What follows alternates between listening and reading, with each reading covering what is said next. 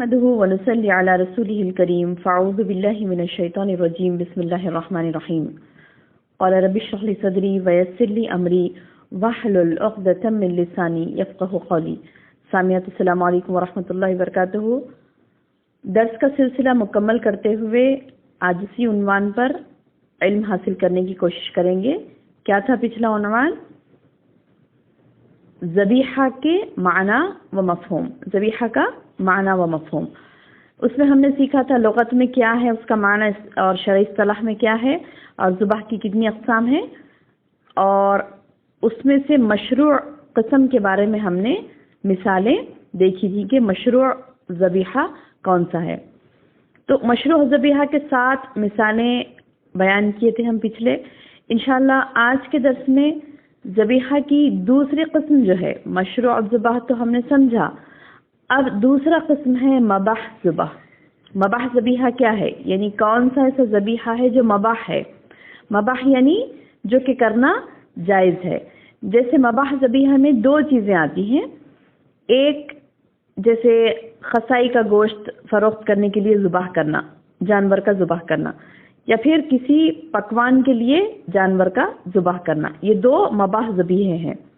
خصائی کہتے ہیں نا جو گوشت کاٹ کر فروخت کرتا ہے، تو اس خصائی کے لیے جانور کا ذبح کرنا مباح ہے، اور اپنے کھانے کے لیے ہم خود جو جانور ذبح کرتے ہیں وہ بھی مباح ہے. مباح یعنی جس چیز کی گنجائش ہے اسلام میں. تو یہ 2 چیزیں مباح ہے. کوئی عبادت کے لیے نہیں کیا جاتا، یہ بس خود کے کھانے کے لیے یا پھر فروخت کرنے کے لیے ذبح کیا جاتا ہے. تو یہ ذبیحہ بھی مباح ہے.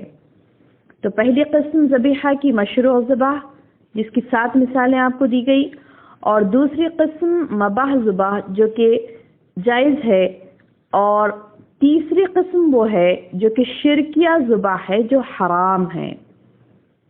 اب اس کی مثالیں کیا ہیں کہ نمبر 1 بتوں کے نام پر ذبح کرنا. بتوں کے نام پر ذبح کرنا، جو بتوں کے نام سے ذبیحہ کیا جاتا ہے وہ حرام ہے، شرک ہے. نمبر 2 جنات کے لیے ذبح کرنا.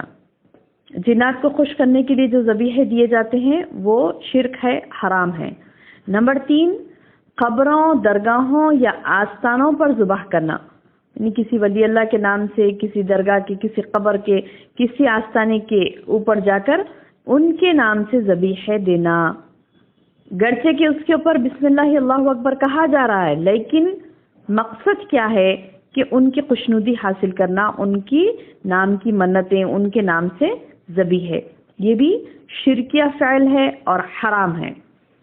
نمبر 4 نئے گھر میں رہائش سے قبل جنات سے حفاظت کے لیے جانور ذبح کرنا. بہنوں یہ نمبر 4 تو عام ہے. نمبر 3 بھی کئی لوگوں کے پاس یہ شرک پایا جاتا ہے جو کہ قبروں، درگاہوں اور آستانوں پر ذبح کرتے ہیں، اور بعض یہ شرک سے جو محفوظ ہیں تو کم از کم اس شرک میں تو مبتلا ہیں کہ وہ نئے گھر میں داخل ہوتے وقت ایک ذبیحہ دیتے ہیں اور یہ کہتے ہیں کہ فلاں یہ بلائیات کے لیے دفاع ہے. تو نعوذ باللہ من ذالک، بلائیات سے دفاع کسی جانوروں کو ذبح کر کے بلائیات سے دفاع سمجھنا یہ شرکیہ فعل ہے. جیسے کہ اس کے پیچھے مقصد یہ ہوتا ہے کہ وہاں کے شریر جنات جو ہوتے ہیں وہ خون دیکھ کے چلے جاتے ہیں. تو نعوذ باللہ کئی لوگوں کو میں نے کہتے سنا کہ جو کہتے ہیں کہ خون بہا دو، وہاں خون بہا دو، فلاں جانور کا ذبیحہ دے دو، قربانی کر دو، یہ قربانی کر دو. تو یہ قربانی نہیں ہوتی. کس کے لیے ہوتی ہے؟ یہ جنات کو خوش کرنے کے لیے. تو نعوذ باللہ اس قسم کا عقیدہ حرام ہے، اس قسم کا ذبیحہ حرام ہے، اس کو ذبح کرنا حرام ہے، اس کو کھانا حرام ہے. تو یہ کیا تھا؟ چوتھا شرکیہ ذبح. 5واں ہے جو شرکیہ ذبیحہ میں ہے، دلہن دلہا کے گھر میں داخل ہوتے وقت ذبح کرنا یا خون بہانا، یا پھر اس خون کے اوپر سے نعوذ باللہ چلانا، یا پھر کم از کم ذبیحہ نہیں کرتے ہیں تو کم از کم کیا کرتے ہیں، ایک زندہ جانور کو ان کے اطراف پھرا کر کیا کرتے ہیں، نعوذ باللہ اس کو چھوڑ دیتے ہیں. تو اس طریقے کے افعال بھی حرام ہیں. کہتے ہیں نا کالی مرغی وارنا. تو نعوذ باللہ یہ کوئی مذاق نہیں ہے، یا پھر یہ کوئی معمولی بات نہیں ہے، بلکہ یہ شرک ہے، شرک کہ دلہا دلہن کے گھر میں داخل ہوتے وقت ذبیحہ کر رہے ہیں۔ یہ 5واں شرکیہ فعل ہے جو معاشرے میں پایا جا رہا ہے۔ اور 6 جو ہے اللہ کے لیے ذبح کرنا مگر ذبح کے وقت غیر اللہ کا نام لینا۔ کہہ تو رہے ہیں کہ ہم اللہ کی یہ قربانی، اللہ کے نام سے یہ قربانی دے رہے ہیں، لیکن کیا کر رہے ہیں؟ فلاں فلاں کے نام پر قربانی دے رہے ہیں۔ یہ جو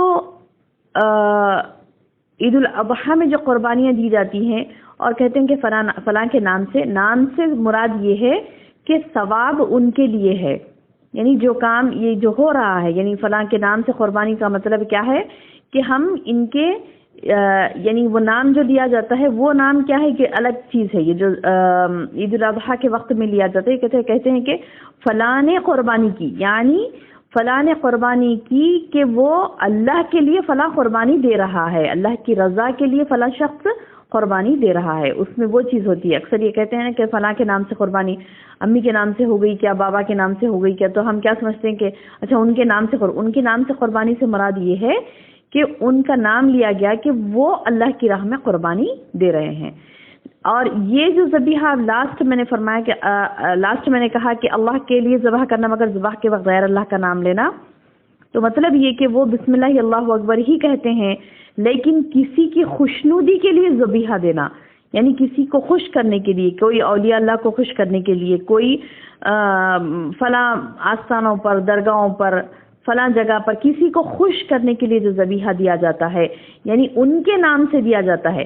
نو ڈاؤٹ کہ اس پر بسم اللہ اللہ اکبر کہا جاتا ہے، لیکن نام کس کا لیا جاتا ہے، یہ نیت کس کی ہوتی ہے کہ فلاں خوش ہو جائے، فلاں خوش ہو جائے اور ہمارے لیے وہ باعث یعنی وسیلہ بنے یا باعث خوشنودی رب بنے، اللہ کے سامنے ہم کو خوشنودی حاصل ہوگی اللہ کی ہم کو، اگر فلاں کے نام پہ ہم ذبیحہ دیتے ہیں فلاں، تو نعوذ باللہ یہ تمام شرکیہ کام ہے۔ تو کتنے ہوئے شرکیہ ذبیحہ؟ نمبر 1 بتوں کے نام پر ذبح کرنا، نمبر 2 جنات کے لیے ذبح کرنا، نمبر 3 قبروں، درگاہوں اور یا آستانوں پر ذبح کرنا، نمبر 4 نئے گھر میں رہائش سے قبل جنات سے حفاظت کے لیے جانور کا ذبح کرنا، نمبر 5 دلہا دلہن کے گھر میں داخل ہوتے وقت ذبح کرنا اور پھر اس خون پر چلنا، اور نمبر 6 اللہ کے لیے ذبح کرنا مگر ذبح کے وقت غیر اللہ کا نام لینا۔ تو یہ 6 چیزیں ایسی ہیں جو قرآن اور حدیث سے ثابت نہیں ہے یہ چیزیں، اور ذبیحہ صرف اور صرف اللہ ہی کے لیے۔ خلاصہ کلام کیا ہے کہ ذبیحہ صرف اور صرف اللہ ہی کے لیے ہے۔ کیونکہ ذبح کرنا بھی ایک عبادت ہے۔ ذبح کرنا کیا ہے؟ عبادت کا کام ہے۔ غیر اللہ کے لیے ذبح کرنا جائز نہیں بلکہ حرام ہے۔ اس کی دلیل کیا ہے؟ سورہ انعام کی آیت ہے، اعوذ باللہ من الشیطان الرجیم، قل ان صلاتی و نسکی و محیائی و مماتی للہ رب العالمین۔ قل آپ کہہ دیجئے، ان بے شک صلاتی میری نماز، و نسکی میری قربانی، و محیائی اور میری حیات، و مماتی اور میری موت، للہ رب العالمین اللہ رب العالمین کے لیے ہے۔ تو قرآن میں اللہ تعالیٰ نے صاف کہہ دیا کہ تم کہہ دو، قل تم کہہ دو، ان بے شک صلاتی میری نماز، و نسکی میری قربانی کس کے لیے ہے؟ للہ رب العالمین اللہ رب العالمین کے لیے۔ تو ہماری قربانی کس کے لیے ہو؟ صرف اور صرف اللہ ہی کے لیے ہو، اور غیر اللہ کے لیے ذبح کرنا شرک اکبر ہے، جس کے کرنے والے پر رسول اللہ صلی اللہ علیہ وسلم نے لعنت بھیجی ہے۔ یہ مسلم کی حدیث ہے، لعن اللہ من ذبح لغیر اللہ۔ کیا ہے حدیث؟ لعن اللہ من ذبح لغیر اللہ، اس پر اللہ کی لعنت ہو جس نے غیر اللہ کے لیے ذبح کیا۔ اللہ تعالیٰ سے دعا ہے کہ اللہ تعالیٰ ہمیں ایسے لعنتی کاموں سے محفوظ رکھے، آمین یا رب۔ السلام علیکم ورحمۃ اللہ۔